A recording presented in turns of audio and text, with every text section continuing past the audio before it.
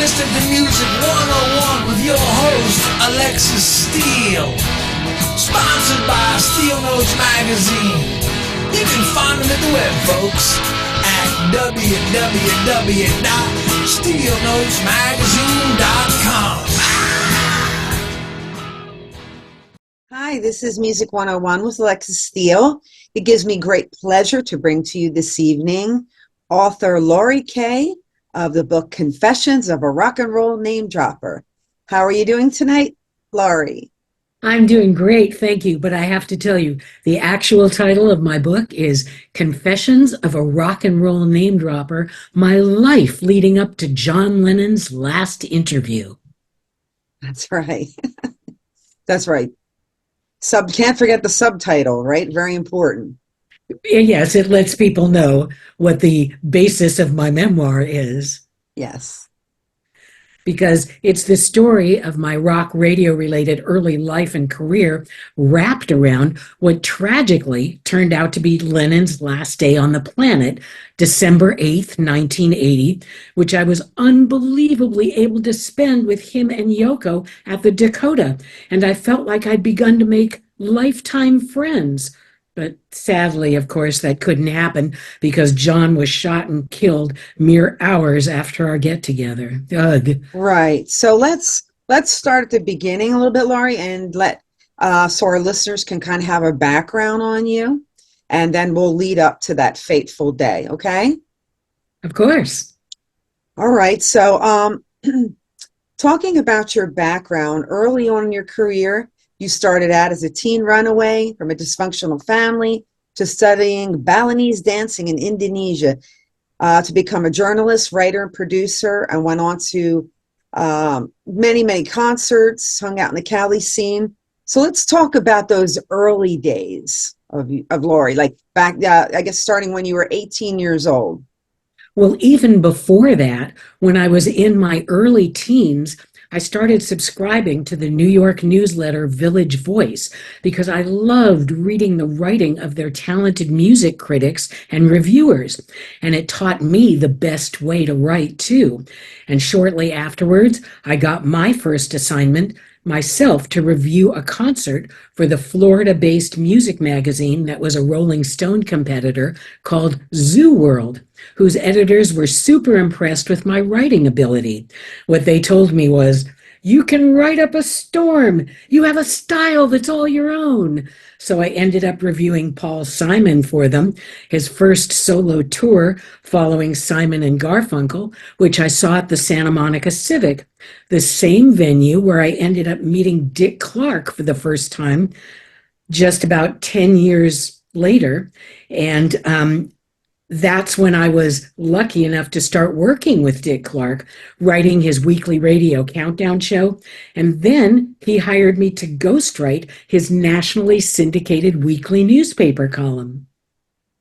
And also as a teen, I'd become a listener earlier nonstop to FM radio station KMET in Los Angeles because I loved what the DJs had to say about the rock stars whose music they played. And as I describe at length in my book, I ended up winning front row seats from KMET to the Rolling Stones Nicaragua benefit at the Forum. And when I went to pick up the tickets from one of the station's coolest disc jockeys, B. Mitchell Reed, also known as the Beamer, he asked me to talk to him on the air in his DJ booth. And then he told me that with a voice like mine, I should definitely consider an on-air radio career, which was totally inspirational and sent me exactly in the right direction. And after that, I ended up writing and doing more reviews for college publications, including the College 5 newsletter at UC Santa Cruz, which I also created, and then doing a number of interviews and reviews for UC Berkeley's campus newspaper, The Daily Cal. At Berkeley, I was a journalism student, and less than a week into my first news writing class there, well, when we got back our very first graded assignment, the teacher made a point of asking me what the heck I was doing there, since unlike the bulk of his other Journalism 100 students, I already knew how to news write, so I was essentially just wasting my time. He urged me to apply instead for a newspaper internship, which he was certain would be able to help me land a writing job right away and enable me to quit college. So he sent me running to the bulletin board in the journalism school office to check out the posted possibilities. But instead of a newspaper internship, I found a notice from RKO Rock Radio AM station KFRC in San Francisco, since they were looking to find their very first newsroom intern. And of course, I ended up getting that internship. And because my writing, research, and production ability was very much admired by them right from the start, I ended up being hired as their news editor just a couple of months later. And I was also given the opportunity then to write, co-produce, and do interviews for the longest Beatles special ever created in the United States, the 14-hour show RKO Presents the Beatles. And this is the original actual tape. Oh, nice. The real tape, and just one of the hours. And we ended up expanding the show first to 15 hours and then to 17 hours, syndicating it, and then changing the name to the title I'd originally come up with, The Beatles from Liverpool to Legend. And it's still my favorite thing that I've ever worked on in terms of rock radio specials. That's very good. Okay, so back at that time, I could say at this point, like how old were you then? Well, at that point, I was 21 when I first started at KFRC. Okay, so you were 21 when you first started there. Okay. Right. So I saw, obviously that, interviewed many artists, David Bowie, Paul McCartney, George Harrison, the Talking Heads, Grace Slick, Mick Jagger. You went to many, many concerts, and I really enjoyed listening to your story about all the things that you did along the way, and all the fun you had, and also hanging out with Don McLean. Was it Don McLean's daughter that did American Pie? Yes. Yes, and things like that. And, so you've definitely had a life experience with all the things that you've done along the way.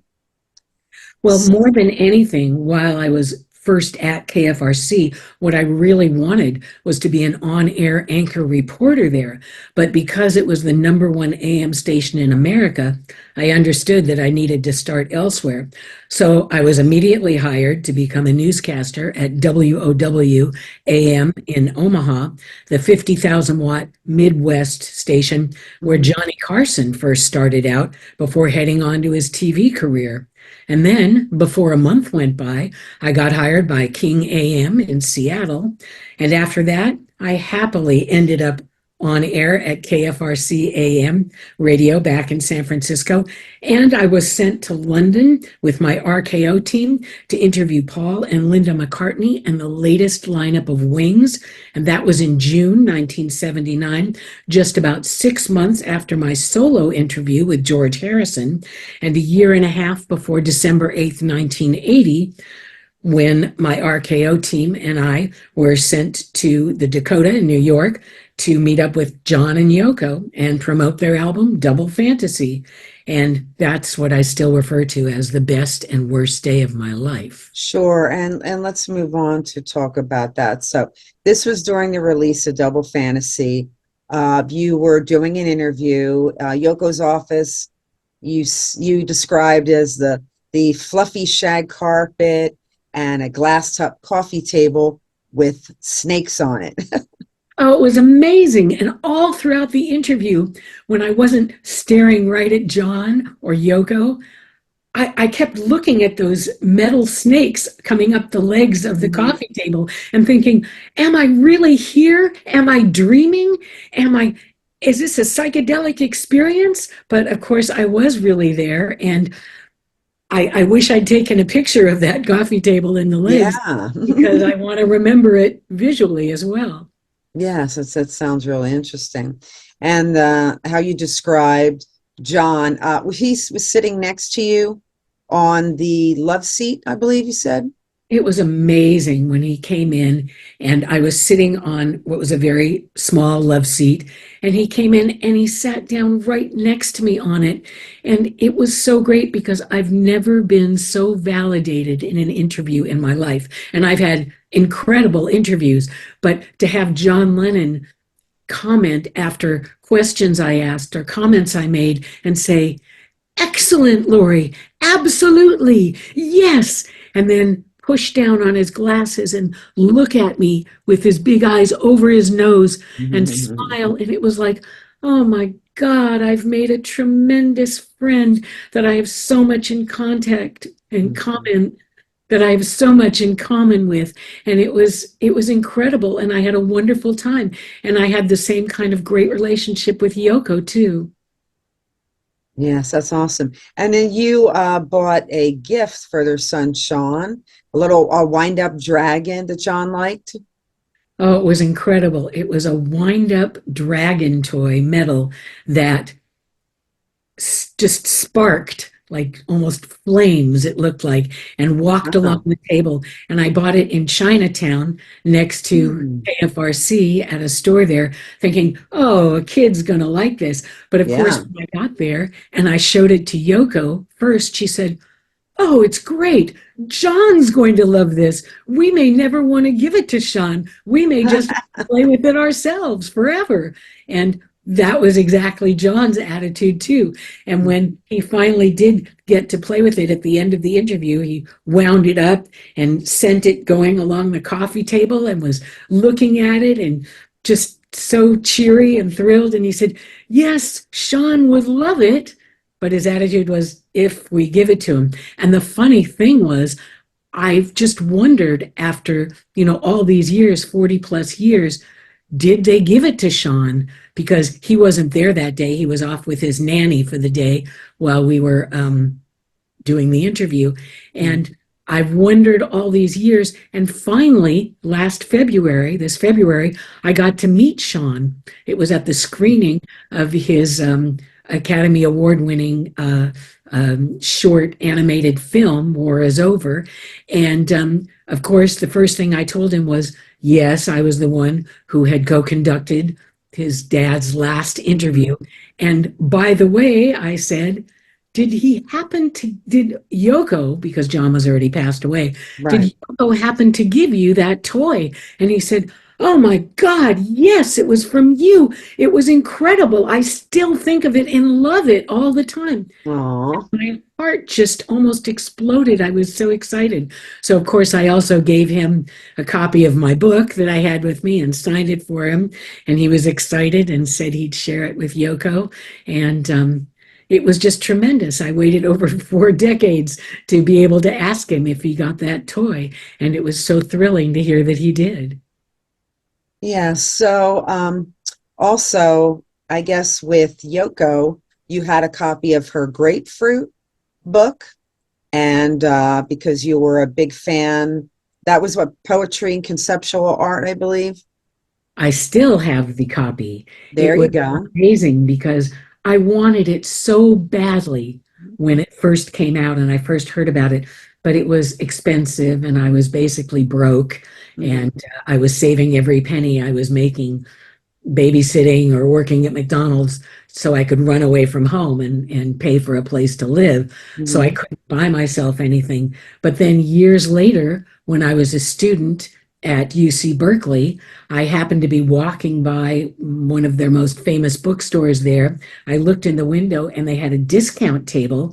And there on the discount table was Yoko Ono's Grapefruit, the latest edition that also has, as it says, an interview by John Lennon. So I immediately ran in and bought it, and it was so exciting because who knew that just a few years later, not only would I be meeting up with the author, but her former Fab Four husband.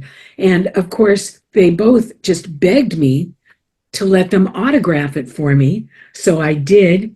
Lovingly beautiful autograph from both of them. And this page with the autographs is also in my book. So readers get the opportunity to think that they have an autograph. I see it. Very cool. John and Yoko too. Yes. And I guess that talking about that book as well, John is saying that her book was actually the inspiration for his song Imagine. Absolutely, because all of her writing and poetry, imagine this, imagine that. Hmm. And that's exactly where it came from. And one of the things John said in the interview is, yes, I should have co-credited Yoko as the songwriter. Hmm. And Yoko laughed and said, well, that's okay. You dedicated the album to me. That's good. And of course, Right. he came up with the song Oh Yoko. And John Yep. Hmm. laughed and said, yes, that's true. I did, but I still feel that I should co-credit you as the songwriter. Hmm. And that was just wonderful of him to say. They had such a great relationship. That was a typical comment that they both made about their relationship. Right. So, how long was the interview in total? Hours. We were Hours. there, yeah, we were there for over 4 hours. Oh, And wow. of course, at the end of the interview, we were talking and not being recorded and planning to get together after the interview. John and Yoko were going to be Right. coming to the West Coast. So we said, oh, great. Well, what should we do? And John said, well, we'll go to dinner at Yoko's favorite San Francisco Japanese restaurant. And I'm a super sushi fan. So I was, yes, that's exciting. I want to have sushi and sashimi with Yoko Ono. And Oh. that's amazing.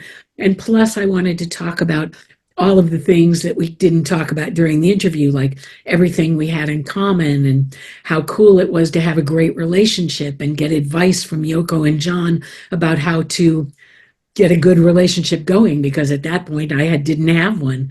And John and I had similar family upbringing experiences, not being raised by a father at all.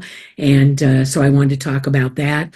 And another thing I was looking forward to talking to him about was both of us had great experiences on Bali, where I lived for over 6 months. And he went there and he told me that one of the major things he did was let all his friends know what a beautiful, cool place it was and how they should all go. And of course, that's exactly what I did too to my friends, sent them all letters telling them that. So I wanted to compare locations with John and talk about being on Bali. Right. And tell me about the Balinese dancing you did. Oh, well, that was a lot of fun. The reason I moved to Bali was to study Balinese dance. I dropped out of college at the time, which was UC Santa Cruz, after I had a bad accident and broke my ankle and my foot. And it was really hard recovering because I didn't have money or the passion to have this surgery that they wanted me to.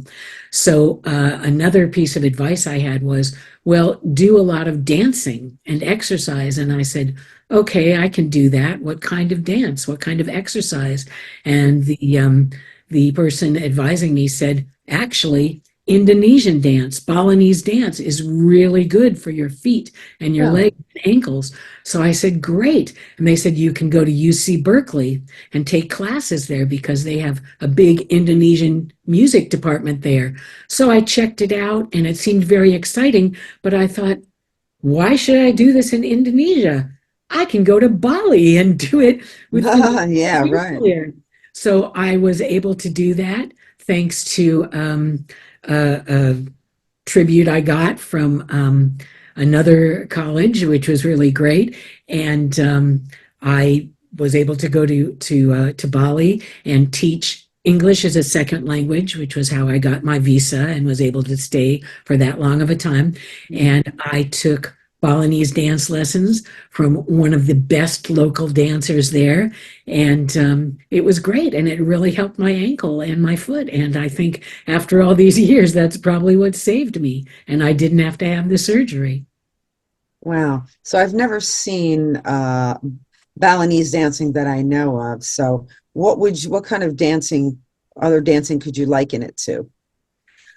Well, it's very unique, but one thing I will say about it is I turned 20 on Bali. So I was one of the oldest people to ever first start learning Balinese dance because Wow. most of the time toddlers start learning it. Little Really? girls, yeah, who are 2 years old start learning the dance that I did. I spent 6 months learning the same dance, and it was really great. And I wasn't the best dancer, obviously, because I'm not an Indonesian native, I'm not Balinese, and I didn't start when I was 2 years old. But I had a great teacher, so I really felt like I did a good job. And like I said, it did amazing work on my damage to my knee and my ankle, my knee, my ankle, my foot, my Wow. whole leg, actually. I'll have to check it out. See what it's like. If it's therapeutic.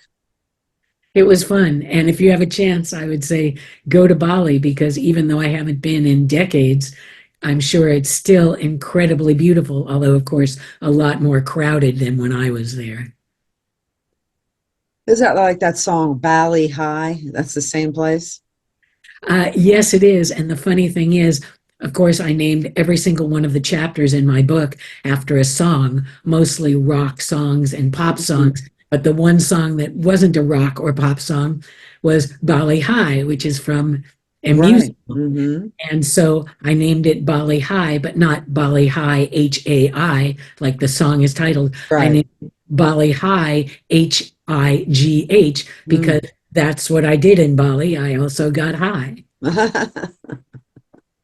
And so, what back then when you were getting high in Bali, like what do they have in Indonesia?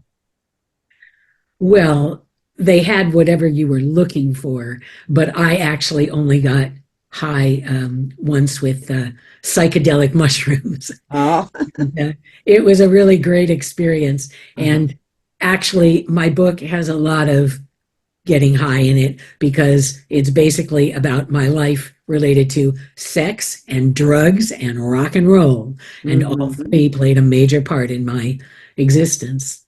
As I say, it was very interesting listening to the background of the people that you hung out with and the concerts that you went to and all your trails along the way. Well, thank you. Mhm.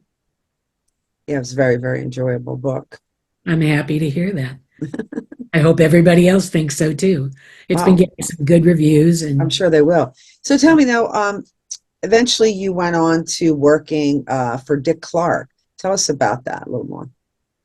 well, that was really incredible. As I mentioned, I met him early on at the Santa Monica Civic, which was funny because I was there because I had been picked up by a guy on the street in Westwood in LA who said to me, "Wow, you look like you're a dancer." I had just graduated high school. And I said, "Well, I'm not a professional dancer, but I do love to dance." And he said, "Well, do you jitterbug and do vintage dancing?" And I said, "Well, sure, I can." And he said, "Well, great, because I'm an actor from New York and I've been hired to take part in a dance contest that Dick Clark is throwing for the promo of an ABC show that he's about to do." And I Mhm. said, "Wow." And he said, "Yeah, so I need a dance partner. So I bet you'd be great." So I said, "Thank you." And we immediately went out and started dancing, and we were very good together. And when we got to the Santa Monica Civic, there was Dick Clark, and he was with Chubby Checker, who'd been one of my favorite, absolute favorite um, radio musicians when I was a kid because I loved doing the twist, and that's what he's best known for. And so immediately we started dancing, and they picked us as the winners. It was really cool. And then many years later, when I applied for a job with Dick Clark, and this was after the John Lennon interview when I didn't really want to go back on the air and radio, Right. it's not right away. And I was hired to be Dick's rock radio special, uh, weekly radio special writer, which was a countdown show. And I was really excited. And the producer hired me. And when I first was introduced to Dick Clark right after that, he looked at me and he said, "Wow, you look so familiar." Where do I know you from? And I said, well, I won your dance contest almost 10 years ago. And he went, oh my God. And he ran over to his file and he took out of the file cabinet the picture that had been taken with him and Chubby Checker and Oh, me. wow. Yeah, it was really cool. So I immediately was in love with Dick Clark, and it was one of the best work experiences I've ever had. And the minute I started writing for him, he was so excited about my writing talent that he said, Laurie, can I hire you to ghostwrite my weekly newspaper syndicated column? And I said, really? And he said, yes, it's nationally syndicated, and I just don't have time to write it myself. And I think you could even do a better job than I did. And I said, wow, yeah. So I immediately started doing that and got to do all kinds of things, not pretend I was Dick Clark. You know, I Right, told right. people that I was doing it for Dick Clark. But of course, when I wrote the articles, I would write it as though Dick Clark were the one who was there, at, for example, the US Festival, or at so many other concerts. And it was really exciting. I loved working for Dick Clark. And unfortunately, I eventually did decide to leave to move to New York to start writing a TV show there to send me on the way to the other part of my career, which was basically video and TV and film production and doing promos and sizzle reels and pilots and all that kind of stuff, which was a lot of fun in the long run too. Sure. So tell us a little bit more about that. So which particular things have you done? Well, I've done a lot, and it's a very, very, very long resume that I have that talks about it all. But my very first show that I wrote was called TV 2000, and it aired on the USA Network, and that's the one I wrote in New York, and that was a weekly video countdown show. So I was just perfect for it because I'd already done the Dick Clark countdown show. And from there, I went on to doing a number of other shows for the same company. And then I came back to LA and I immediately started working for one of my bosses from that company in New York. And what I ended up doing, and this was just probably one of the most fun jobs I ever had, which was music video magazines for BMG. And I created one that was my favorite called Country Music Video Magazine that involved so many trips to Nashville and interviewing and producing so many great country artists, everyone from Garth Brooks to Marty Stewart to Clint Black, Dwight Yoakam, you name it. I mean, I did them all. And then I also worked as creative producer for a number of other music video magazines, Metalhead, which was heavy metal, and did interviews for that too, and Slammin', which was hip hop and R&B, and that was really cool too. So that was fun. And then when those ended, because video was pretty much coming to a close by then, I started working for another company and doing everything from my very first music video, which was the music video for the movie Soul Man. And the music video featured Lou Reed and Sam Moore, who recorded the original song Soul Man. And it was really cool to spend the day in the recording studio with Lou Reed and Sam Moore, and then do a lot of other shoots and interviews with other music people and actors and everything. And then from there, I went on to mostly TV production for Disney and promos and things like that. And the last show that I was creative producer of, everything from location to casting to everything, was one that I really loved called Flip My Food. And it featured a cook named Chef Jeff Henderson, and it was a really fun show. It involved a lot of national travel, and that was great.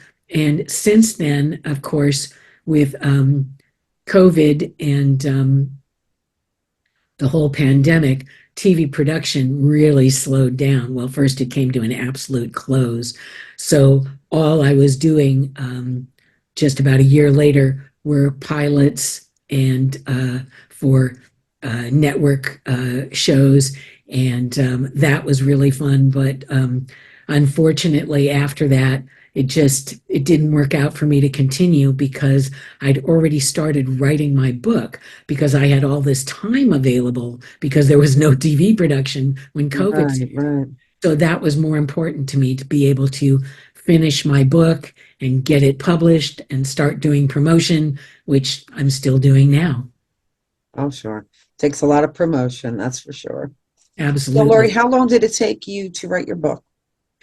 Well, if you count from when I first started thinking about writing it, over 40 years. But Wow.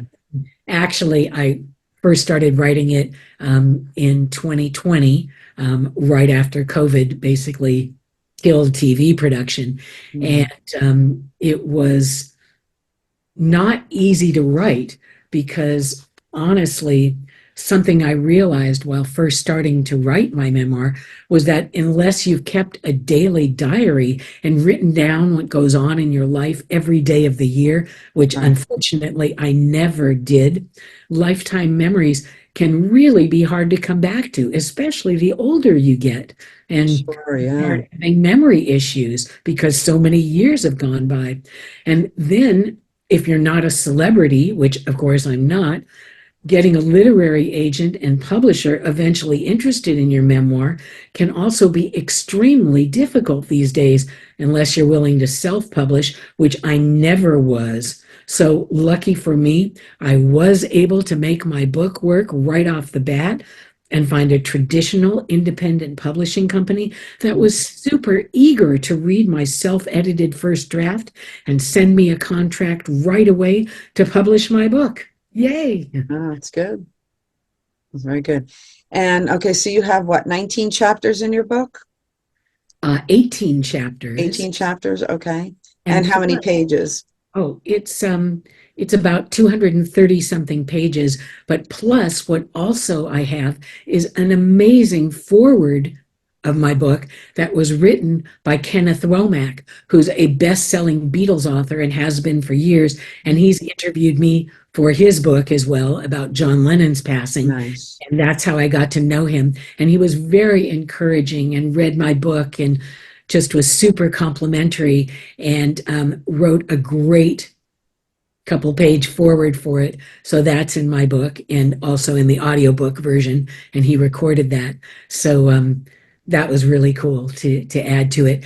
And plus on the back cover of the print copy of my book, there's a number of comments from people who are well known who've read my book and really liked it. And that includes Chris France, who's the drummer, the original drummer and co-founder from Talking Heads, Mhm. and just several others. So it's That's great to great. be able to have that. Well, let's delve back into your book, The End, That Fateful Day. Okay, so um,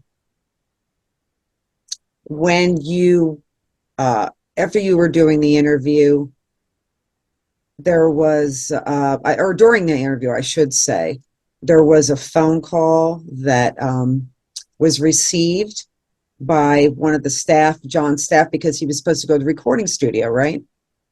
Actually, there were a number of phone calls received that actually came through to the private office where we were doing the interview too. Mhm. And the phone call that you're talking about that Yoko told us was her staff member saying, yeah, you have to go to your recording session, of course, this evening, but unfortunately, your driver isn't able to take you. The car won't be available. So we'll have to figure out something else to do. So Mhm. Yoko hung up and immediately asked, oh, can you give us a ride to the recording studio? And the three guys that I was with, the RKO team members, Dave Sholin, the other interviewer, and Ron Hummel, the engineer and producer, and then record company exec, Bert Keane, all said, well, yes, we can give an interview. Well, yes, we can definitely give you a ride. And they were the ones to be able to say that because they were the ones going back to the West Coast that night. I was staying in New York that evening, Right. so it wasn't up to me at all. So we ended up finishing the interview quickly so John and Yoko could get to their recording session in time. And the guys could get to their flight in time. Mhm. And we wound up the interview, started taking all our pictures, doing the autographs and all that. That was really cool, and making our plans to get together. And then we left the Dakota office that we were in, and John and Yoko came out a couple minutes after the rest of us walked out. But the minute we walked out, this obviously creepy guy started bugging me saying, "Whoa, did you talk to him? Did you get his autograph? What did he say? What did he have to tell you?" And I was just ignoring him. But our record company exec, Bert, wanted to keep him quiet and figured he was a fan of John's. So he gave him the copy of Double Fantasy that he had in his hand and said, "John will autograph this for you. He'll be out in a minute." And I couldn't believe he did that. But John walked out and Bert asked him to autograph it. He did. And then they all got into the limo after I hugged John and Yoko and all the guys and said goodbye and waved at them. And then the limo drove off. And I turned around to start walking to my friend's office, who I was going to have dinner with. And that creepy guy started following me, and he wouldn't shut up, and he kept asking me all over again, "What did he say? Did he ask you questions? Did you ask him questions? What did he talk about?" And he was just so creepy. Oh, he was like following you, right? He was following you. Following me down the sidewalk, down the block. And I turned around and I wanted to smack him, but I couldn't do that. So I just gave him a dirty look and pretended like I was about to. And finally, he turned around and stopped following me. And I continued to my friend's office. And I was in a much better mood by then, of course. Right. And we went out to dinner. And then we went back to his apartment. And as he was about to open the door, he said, "Oh, when I open the door, you're going to hear the radio because I leave it on. So if anybody breaks in, they'll think I'm home and they'll go away." And he opened the door, and there were about 2 seconds of music started playing. And then all of a sudden, a reporter interrupted saying, "John Lennon has been shot and he's been taken to the Roosevelt Hospital." And I gasped immediately, and I ran to the middle of the street, grabbed a cab, and took it to the hospital because I was just horrified. And I got there, and there was a big glass door, and through the door, I saw Yoko Ono holding on to somebody I didn't recognize right away, but it was obviously a friend of hers. Mhm. And it turned out later that it was David Geffen, who was the one behind Double Fantasy, Warner Brothers, Geffen Records. And Yoko was just sobbing hysterically. And even though I wanted to go in and give her a big hug, I thought, no, I will just depress her because she'll associate me with what went on that afternoon and John getting shot. And I thought, and from the way she's crying, I just have a feeling John wasn't just shot, John was killed. And so I didn't run into the hospital. And instead, I went outside, more outside, to the photo booth, and I called the RKO radio network in New York and told them where I was and what happened and what I thought had really happened, John being dead. And I was told to immediately come to the network office, which I did. And I basically spent the entire night there, all awake, doing interviews and talking Yeah, about. you eventually you were on the Today Show too. The Today Show, they did an interview with you. Well, that was the next morning. But the thing was, several hours into my time at the RKO radio network, the news came on saying, yes, John has been shot, but he's also been killed. And there's somebody who has told us that it was him. He admitted that he did it, and he's been arrested. And they put him on the air and they showed him. And I gasped because it was the guy who had followed me and bugged me. And I immediately felt guilt that I've been feeling for over 4 decades ever since, because why didn't I go to the security department of the Dakota and say, this guy was bugging me. He's going to bug people. You should get him lost and make him go away, or call the police. And also, who knows, they could have looked at him and seen something I didn't, which was the fact that he had a gun in his coat pocket that he ended up shooting John Lennon with. So did you wind up having to talk to the authorities about it because you basically kind of had information? I did a little bit, but he'd already been arrested and was obviously going to be in jail. And I never say his name or print his name because I don't want to give him the publicity that he was looking for. Horrible, freaky creep. And then that morning, I was asked to be on the Today Show. So I was, and I was still very traumatized. And of course, feeling the bulk of my guilt. And it was kind of a weird experience for me. Okay, so does that memory and what happened that day still haunt you today? Absolutely. Almost every day of my life, I come into contact with something that John Lennon autographed for me, or something I have that reminds me of John Lennon, or my picture of me with him and Yoko, or the Grapefruit book, or something like that, or I'm listening to Beatles music or whatever. So I'm always thinking of that day, and I still consider it, as I've said before, both the best and the worst day of my life. Right. And do you want to show the audience the poster, or is that poster, are you able to take that down, or is it stationary? Actually, it's pretty much up there for good, but I can show you the book cover again. Okay, sure. Grab it. This is based on my picture with John and Yoko, which is actually a color picture. But the great artist who did my book's cover, Mick Haggerty, was able to just turn it into a really wonderful. That's nice. And that's a 20-something-year-old, right? 20-something-year-old Laurie there next, in between John and Yoko. Well, not in between, actually, next to John, I should say. Absolutely. John, who was 40 at the time, and Yoko on his side, who was several years older. And it was just an amazing way to end the interview, to take this picture together. I loved it. And Laurie, where can fans and listeners get your book?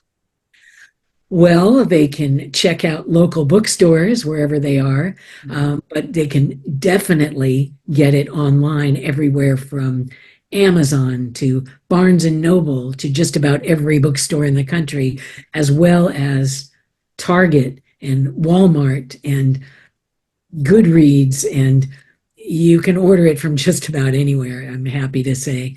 And I hope if and when you do order it or buy it on the shelf of a local bookstore, like Barnes and Noble, which carries it all over in Southern California, then you'll please read it and please totally dig it and leave me a glowing 5-star Amazon review. So I'd love that. Well, it was an awesome book, and I really enjoyed it, like I said. Thank you. I'm so happy to hear that. Yes, Laurie, well, I want to thank you so much for taking the time out of your busy schedule to talk with us. So what next to your book right now, do you have anything else happening, or just basically focusing on the promotion of your book?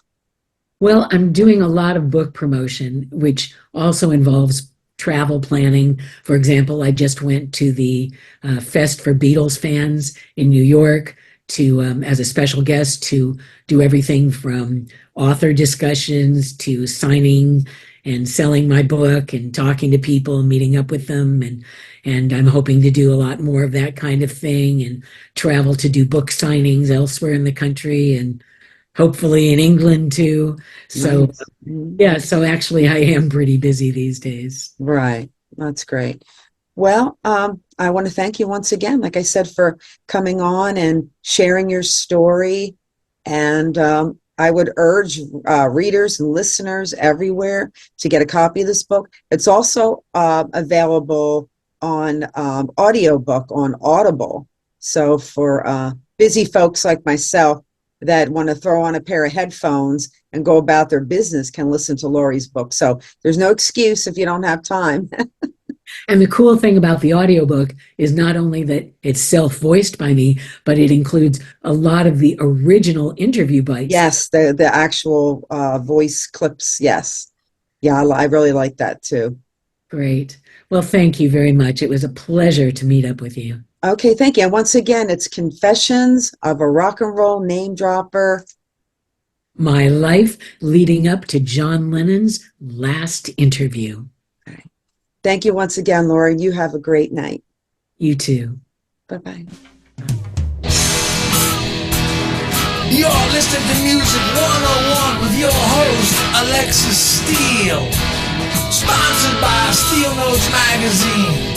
You can find them at the web, folks, at www.steelnotesmagazine.com.